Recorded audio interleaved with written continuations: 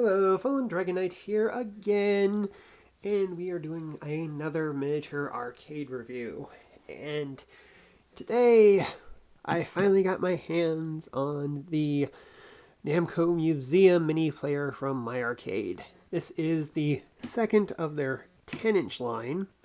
The first one I reviewed already was the Data East hits. And of course, this is the box right here. We have the little logo up here signifying that it is an official licensed Namco product. We have the machine on this side with screenshots of the games. We have this right here showing what the games are. There's only 20 in this one compared to the 35 in the Data East collection, but... And of course we have all the tech specs on the back. Now then, before we get into the machine proper, there is the little instruction manual, which actually goes into a little bit more detail because it actually lists the games in the manual. The Data East one did not in the mini player manual. And there was also this warning sheet.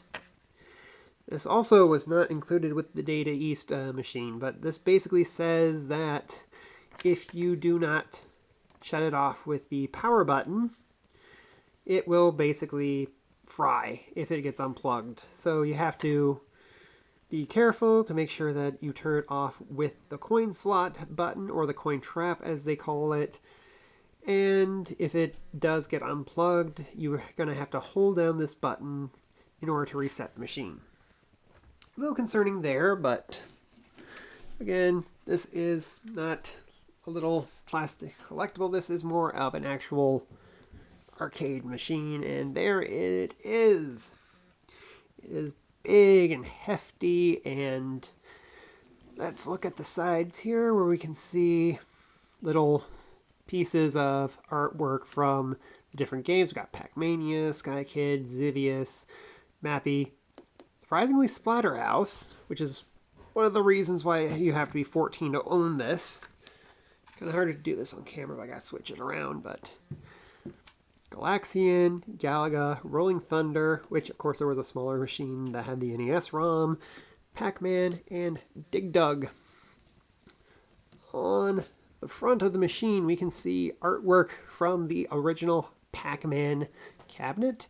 We have a nice console sticker here. They're all vinyl. This is vinyl. And the Namco Museum on the marquee. You may notice some differences between this and the Data East machine. So let's take a comparison between the two. You can see the shape of the cabinet is a little different. This one actually has a cutout for the marquee right here. But this is just a straight curve with no marquee out. This is, of course, the same shape as their smaller Bad Dudes machine. And this shape used on the Namco machine was also used on a few other Namco machines for the smaller range. And just because there is also the Arcade Classics, which is more blocky. You may also notice all the buttons on the console for Data East are in red, whereas two buttons here are black. The two buttons here are white. The D-pad is black, although the joystick is red. And of course, yes, it does unscrew. The back button, which is referred to as the menu button on the Namco Museum machine, is red, whereas the coin and start are in white. These are, of course, all red. There is also another thing. You may notice the coin slot power switch just is two red blocks on the bottom, whereas on the Namco Museum you can see that it is actually more stylized to look like an actual coin slot because you have the return slots there, and you even have a painted in lock right there where you would put the key to unlock the coin drawer. And then there is one more difference. This right here is the plug that came with the Data East machine. The cord is a bit thin, but it's basically this, your standard 5-volt USB cord. The one that came with the Namco Museum is a little differently styled. Feels a little bit higher quality, and of course the cord is much thicker. It doesn't feel as thin. It doesn't feel like it might break on me if I'm not careful. So, of course, I'm going to plug it in, which of course, before I forget, there are 2 speakers right here on the front, which is accurate to the original arcade cabinet. The volume up and down are up here, along with the headphone jack, and of course the USB charging port. Not charging port, the power port. There's no batteries in this thing, so you can't charge it. Anyway, on to size comparisons. Last time we used this Deadpool as a good size scale, and yeah, the console is right at his thigh, so while the height of the machine works, the console's just way too low for Deadpool here. Let's try smaller figure. Let's try Astro Train. And console is also just a little small. It's not as terrible as Deadpool, but it is still down to his crotch area. It should be a little higher. And let's take my Figma Dark Magician Girl. Console is just above her waist, so it is. If she was just a little higher, like maybe an inch higher, it would work better. Although the console is really wide. So maybe you can get like 4 figures around it, but it would still look a little out of proportion. Not terrible, but kind of hard to get a good scale with that. So without further ado, we turn it on, and wait, let me check. Hang on.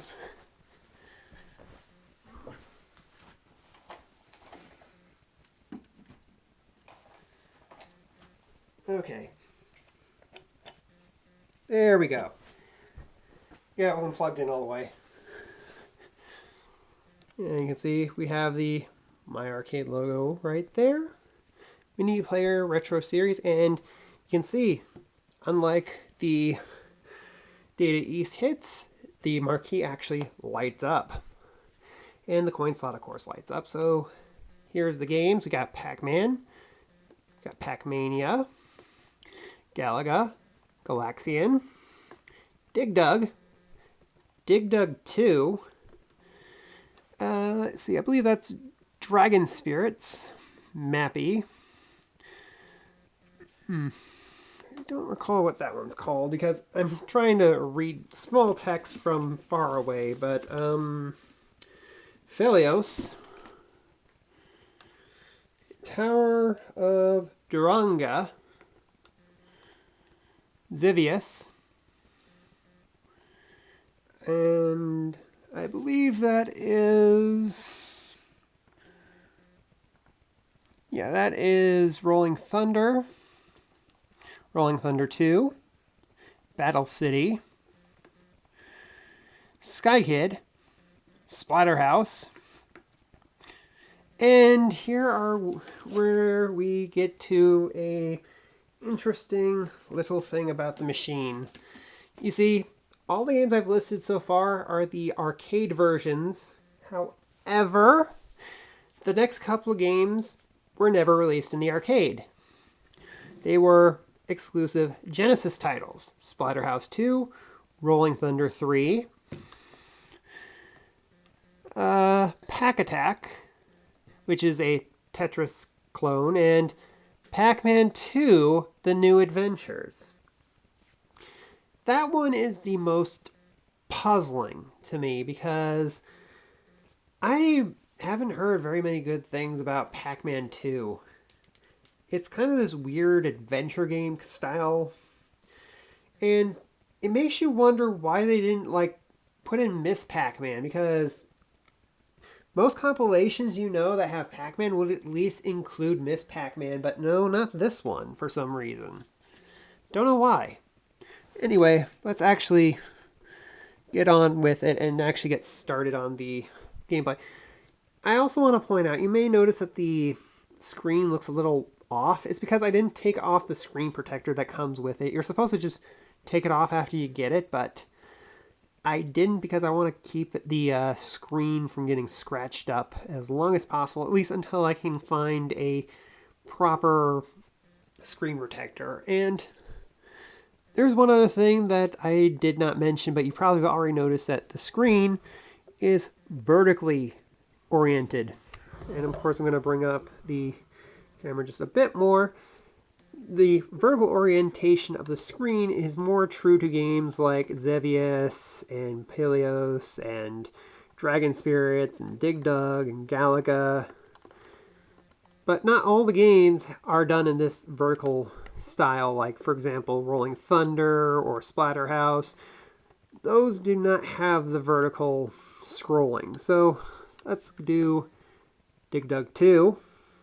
As you can see, another thing, you can actually choose the orientation. You can do the full screen or you can do the smaller orientation for some of these. So we're going to switch to full screen for Dig Dug 2. Put in some coins.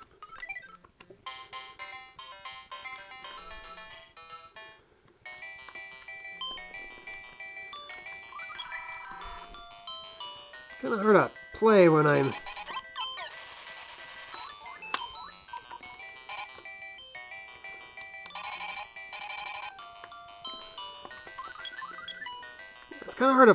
I'm trying to do this behind the camera here.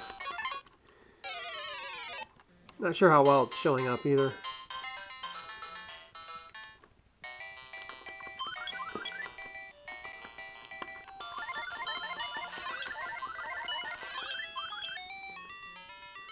And then we hit reset. Instead of going right back to the menu, it actually asks you if you want to quit the game. So it acts like a pause button. So yeah, that's actually nice. Let's go with Classic Pac-Man, which of course is another full screen game. You have to press A to select.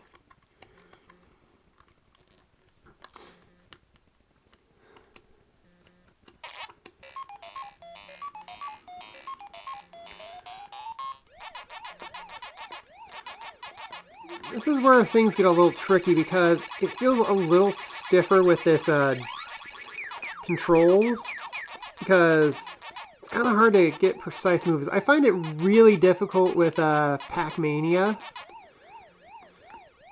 because the joystick isn't as precise, but if you take off the joystick and just use it as a D-pad, it works a little better, in my opinion. Let's see.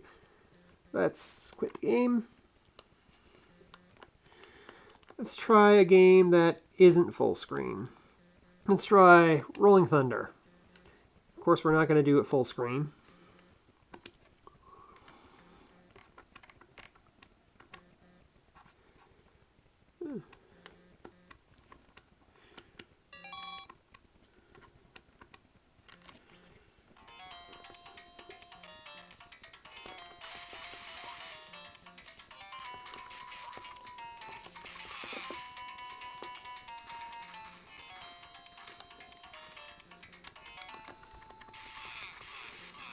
Okay, that's enough of that. Okay, if you want to quit the game, you have to press A. You can't use start. Let's try Splatterhouse. Now then, I'm going to show you what it looks like full screen when it's supposed to be when it's not the original aspect ratio.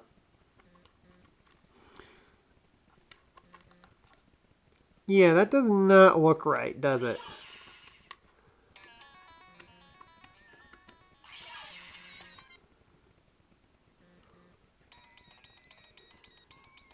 That looks kind of stretched out, doesn't it?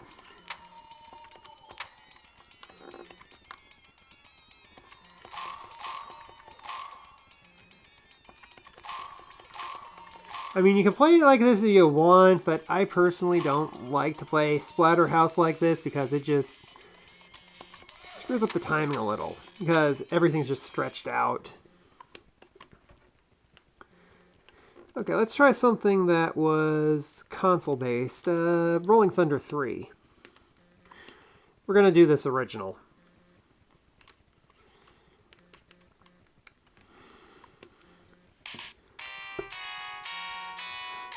Okay, you can see this is more of a Genesis based.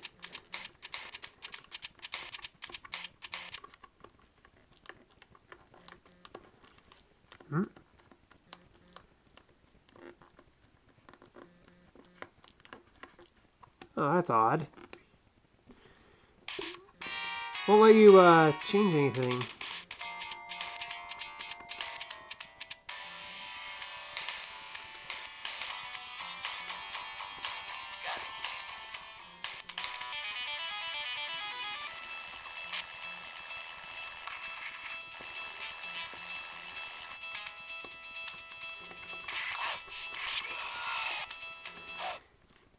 Okay, let's quit there.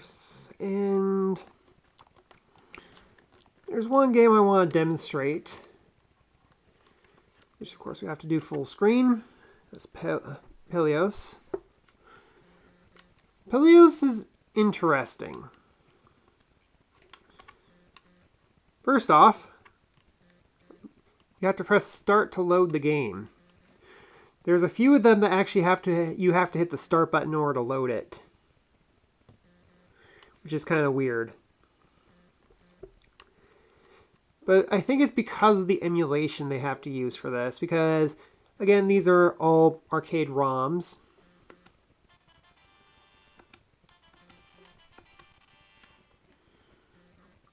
And second of all, yeah, Peleos has some very obvious audio problems.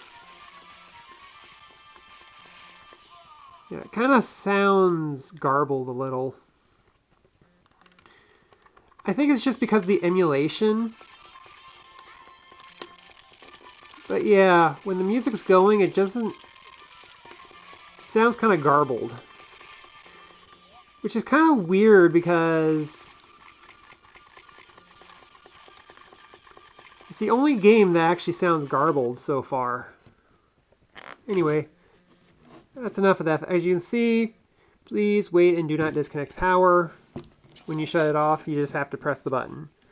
Anyway, that is the Namco Museum mini player from my arcade. Now then, this thing originally ran for about $100, but now that Amazon has marked down the price quite a bit, these are a little bit more affordable. Should you get it? If you're a Namco fan and you like having something like this on your desktop or something, I say go for it. Again, it's not for everyone, and it all depends on if you like the selection of games, and the fact that they didn't have Miss Pac-Man on here was kind of curious for me, and it might be a deal killer for a few people, but it's a fun little device, just like all the other ones, and if you like what you see, I say go for it. Anyway, that is my review, and I hope to see you guys again next video. Bye!